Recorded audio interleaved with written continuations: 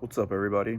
It's me, Will, um, and this is the first video that I've done since kind of the bipolar coming out post that I put up, um, which I think if you know me in real life, IRL, you probably already know that, and if you know me and you didn't already know that, you already know I'm kind of crazy anyway. Um, Not necessarily in a bad way usually, but I'm just kind of wild, especially at work when I get all hyped up. Um, so yeah, I put up that post the other night. For those of you that haven't seen it, you can scroll back on my timeline and it starts with being bipolar is hard. I put that up and then I posted it just only for me because I didn't even want people to see it, and I was like, is this something that I should, sometimes typing up your emotions just to get them out of you is a good release, or like writing something down and then burning it, but it just kind of getting it out of yourself, is good. But with that, I mean, I've written stuff before and, I've showed a couple random people, and I have some close friends that kind of know what my deal is. But with it being Mental Health Awareness Month and seeing other people come out and say things, and seeing even celebrities come out, um, about mental illness and stuff like that, I mean, I think it's really something that we need to talk about, especially with the world being the way that it is, because what sets off that mental illness is stress. um, that's where that's what starts to imbalance your chemicals, is getting all stressed out. um, it's kind of a delicate setup, your brain, your system, your emotions, and all that stuff, how it all works. And you got to understand that we're still operating on really primitive wiring, um, from a long time ago. We haven't evolved in a really long time, or we haven't evolved recently enough that this new technology and everything that's going on, is kind of, it's overwhelming for us. Um, on top of that, what am I trying to say here? Um, the way that the world is and the way that the world has changed so much, um, it can really overload people. Like people that have stress triggers and are maybe some type of family disposition to end up with a chemical imbalance. The more stressed out they are, the sooner it's going to happen. Stress is like a trigger. I thought of it those snow globes that you get for Christmas, and it's got all the snow, and it's a glass, and then you shake it, and then the snow's everywhere, right? Um, I feel like an awful lot of people have a sedentary mental illness, and that stress is kind of like that. Stress kind of agitates that, shakes the globe, right? So what you've had kind of sitting all of a sudden gets shaken up, and it was kind of always there, and then all of a sudden it's just like fuck, it can be overwhelming. And also, I think a lot of people don't even know that they're having chemical imbalances. A lot of people don't know what an anxiety attack is. A lot of people don't know what a panic attack is. And even when you know what these things are, they're scary. But to not know, I mean, the first panic attack you ever have, or until you talk to somebody about it and kind of realize what's going on, I mean, you really think you're going to fucking die, man. Right there, you're preparing yourself to die. Um, your fight or flight goes into overdrive, and you just feel like you're going to die. Um, and it doesn't. It just sounds like it doesn't make sense because you're not going to die. But basically, it's your brain thinks that you are, and than your body thinks that you are. And it's all triggered by anxiety and, things in our environment. And anxiety is getting worse in the world, like, which means mental illness is getting worse. And even whoever side you're on, politically or whatever, I mean, damn, like the stress of these last political cycle, if you're someone that pays attention and cares, was terrible. I mean, and even before that, the Clinton and Trump thing was terrible. I mean, it's amazingly stressful if you're paying attention, especially if you're someone who's paid attention for a long time. Like, I actually felt for the first time in my life over the last 4-ish years that politics were affecting my mental health. It's crazy because I had never felt that before.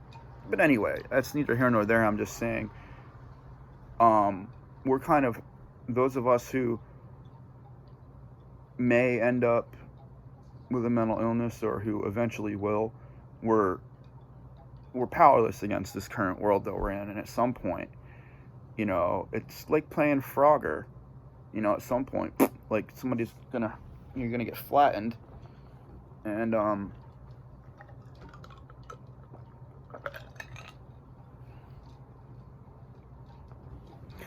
yeah, it's only a matter of time. There are things you can do.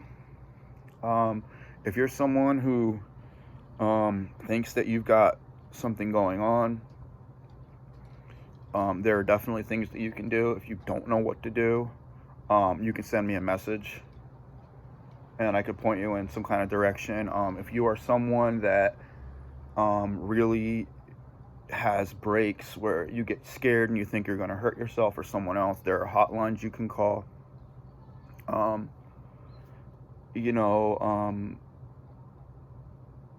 I've gone to crisis before, like gone to a hospital because I was feeling that bad, and just to where they kind of put you under a warm blanket and a counselor comes in, and it's just I think this is really something that we need to remove the stigma from completely. I mean, if you had a panic attack 100 years ago, they'd lock you in a sanitarium, and the thing is that this type of stuff tends to happen to more sensitive people, empathetic people that care. So, I mean, you just think about like some of the great people we might have thrown away because we didn't understand, and also some great people that are capable of doing amazing things but are falling through the cracks of a system that isn't really designed to accommodate mental illness or help people out. Like, if you are on like Medicaid or something like that, the options for mental health are very limited. I've been lucky, and because there were times when I actually was out of work because of this shit. I mean, it's been a long time, but yeah, like, I've been lucky with the people that I've found, that I've been lucky to also kind of understand it to the point where I actually took some classes in college about it. While I was going through therapy, I was taking classes and paying attention, to everything, and kind of started talking to other people about it. And that was how I kind of learned more about it, because once you start talking about this shit, other people will come out, and you will be surprised. You won't realize like how many people around you have these type of issues, and they just aren't saying anything because they don't think other people have it, and they think that they're alone with it, and they think that other people are going to make fun of them or think that they're crazy. And you know what? You're not alone with it, and if anyone thinks you're crazy or makes fun of you for coming out with some type of mental illness and that you need help, then they're not the people that you need in your life. They're toxic, and the first thing you need to do is remove them. Plain and simple. It's just, that's what it is. It doesn't matter if they're a family member. If someone is going to try and make you feel bad for trying to help yourself, then they don't need to be in your life. But ultimately, like, the reason I decided to, I guess, come out and say everything that I said, and how I have a hard time talking to women, and I've been abused by women, and all this shit happened to me, is because I'm already not dating. There are already people talking behind my back that they think that I'm gay. And I don't have a problem with whoever or whatever, with gay people or anything like that. I don't, it's whatever. I'm a straight man. That's my life. It's, and it's just because I don't date, there's always whispers, like my relatives asking my parents, and, um, some girls that have like flirted with me, and I like kind of just didn't pick it up, you know, I guess that's the kind of stuff that would make someone think that you're gay. So it sucks when that gets back to me, because I'm like, all right, first off, if you know me, you should know that I'm not. You should know who I am, and I don't want to be misrepresented, or for someone to really think that I'm something I'm not if it's not necessary, you know. So I don't know, man. At the same time, like, I guess what really bothers me is that my mental illness has gotten to the point where it's become noticeable to other people that I am not dating, and people are starting to draw conclusions by the fact that I don't date and you don't ever see me with a girl. Um, it's not because I'm gay; it's because I'm bipolar. And honestly, it's easier to be alone.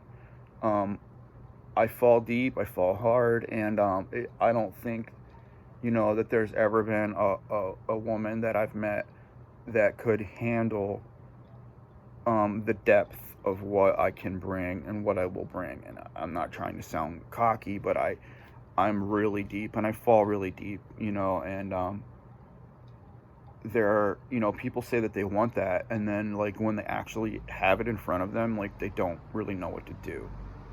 Um, or maybe it's just wrong time for the wrong people. I don't know, but all I can say is that there were definitely some times when I crushed very hard and I fell very hard from being rejected, and those falls, they they hurt so bad. It's like they hurt more than the highs in relationships. It's like those moments are great, those moments when you're with someone and you're enjoying all this, but when those moments are gone, they are fucking evil. Like everything reminds you of this person, and it's just like, maybe I'm at a point, or I believe, I'm probably at a point now where I could handle it because I'm older, I'm more mature, I'm getting acupuncture done, and I've kind of been able to wrap my head around life a little bit better. Um, and I am ready to attempt to date or whatever. I just, I don't really know how to go about it. But I think that a big part of just feeling better and moving forward was putting that thing out and saying, hey, this is who I am, this is what I am, and this is why I'm doing what I'm doing, and this is why, whatever seems like it is, this is what's really going on. Because I thought for a second, oh, what if some hot girls see this and they think that I'm a pussy, and what if people make fun of me? And you know what? Um, that's why this is all so freeing, is that I said I don't care. It's not like I'm doing well right now with dating anyway. I'm not, obviously. Um, I don't really feel bad about myself for it at this point. I'm just kind of like, whatever, I think it's going to come and happen.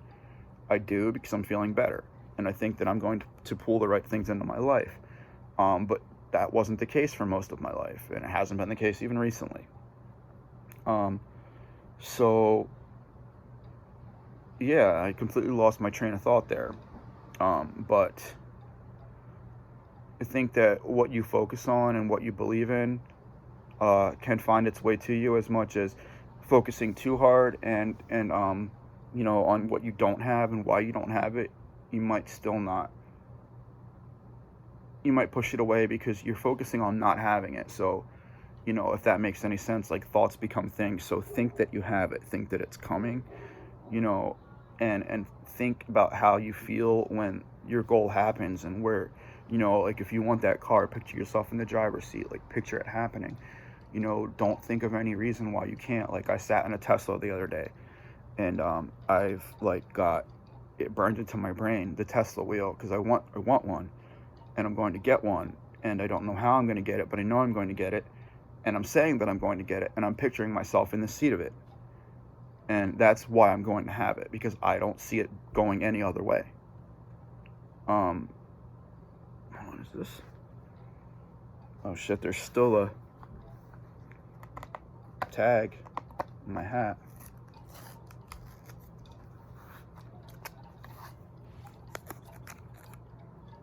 Yeah, it's new. It's the Phillies Armed Forces joint. I guess they're with them for like Memorial Day week or whatever. But yeah, man. Anyway, if anyone thinks I'm a pussy for like wearing my heart on my sleeve, you know what? I mean, it is what it is. I am what I am. This is me. This is what I am, and I am not hiding it anymore. Um, I'm just gonna come out and be it, and just live my best life and be who I am and play the hand that I'm dealt. And anyone that doesn't want to be around me or that thinks I'm going too far with whatever I'm saying and doing, they don't need to be around me. They don't need to communicate with me. They can unfollow me. And that's pretty much it. So I guess this is just like a follow-up, and I wasn't sure if I was going to have time to make a video tomorrow, but I wanted to kind of just at some point follow up that post before the end of May, because May is Mental Health Awareness Month, and it's also Asian Pacific Immigrant Month or something, so also remember that. And honestly, like, remember this weekend, Memorial Day, like, remember what that means. You know, it's not Veterans Day. It's not like a celebration of veterans. Memorial Day is about people that are not here anymore. All those people had friends and families and wives and kids and things like that. And, you know, they went and did something that I would never do. And they all had way bigger balls than me. Like, if I was in the Army and they told me I had to go to war, I would probably just quit and get in trouble. I wouldn't even try basic training, to be fucking honest with you. So these people are more badass than me. And they're probably more badass than you. So, you know, when you're having your barbecue or doing whatever you're doing, like, seriously, take a minute to pay a respect. Like, pour your beer out or something. Just do something, you know, remember, go to the cemetery, look at those flags, and remember what it means, regardless as to how you feel politically and what you think of the country. You know, these people made the ultimate sacrifice, so you can think that. So show them some respect. Be well. And thanks for watching. I look forward to doing some more videos for you soon.